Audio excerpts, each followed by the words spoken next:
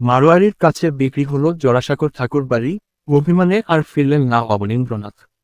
ঘরের মেঝের ওপর সাজিয়ে রাখা হচ্ছে থরে থরে বই। দেশ বিদেশের কত দুর্লভ বই তাতে। সাহিত্য, নাটক, শিল্প, উকি দিলে দেখা যাবে সব বিষয়ই। লাইব্রেরির বিশাল বিশাল আলমারিগুলো খালি হয়ে গেল প্রায়। তারপর একদিন দালাল এল। জলের দরে বিক্রি হয়ে গেল সব বই। কলেজ স্ট্রিটের এক পুরনো বইয়ের দোকানিদের কাছে। শূন্য দৃষ্টিতে সে দৃশ্য তাকিয়ে তাকিয়ে দেখলেন অবনীন্দ্রনাথ ঠাকুর। চলে যেতে হবে তাকেও। যে বাড়িতে জন্ম, বড় হওয়া, দীর্ঘ ৭০ বছরের স্মৃতি জড়িয়ে আছে যে বাড়িতে, সেই জোড়াসাঁকোর ঠাকুরবাড়ি ছেড়ে চলে যেতে হবে তাকে। বিক্রি হয়ে যাবে এই বাড়ি। দুই ভাই গগনেন্দ্রনাথ, সমরেন্দ্রনাথের পরিবার অন্যত্র চলে গেছেন আগেই। ফাঁকা বাড়িতে পরিবার নিয়ে থেকে গেছেন শুধু অবনীন্দ্রনাথ।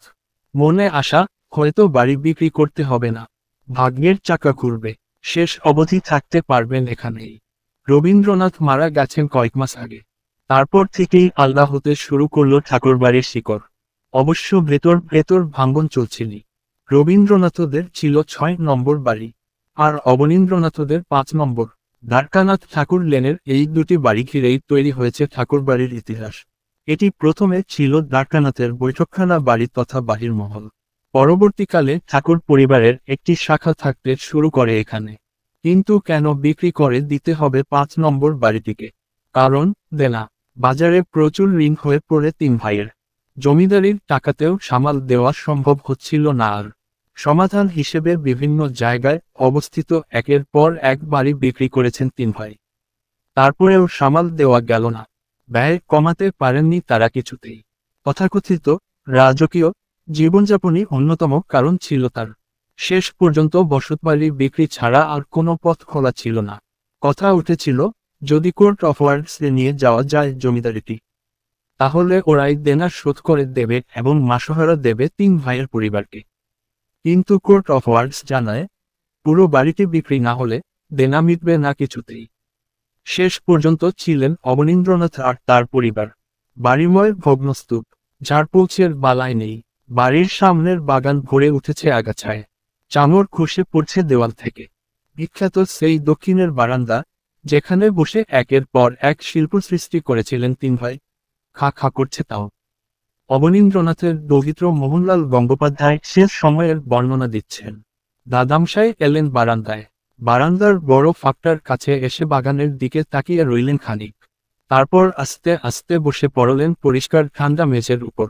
দেখলুম দুদিকে ২ হাত বিছিয়ে মেঝেকে ছুঁয়ে সামনের দিকে তাকিয়ে রয়েছেন নকশাকাটা রেলিংয়ের ফাঁক দিয়ে বাগানের পুরনো গাছগুলোর দিকে অনেকক্ষণ।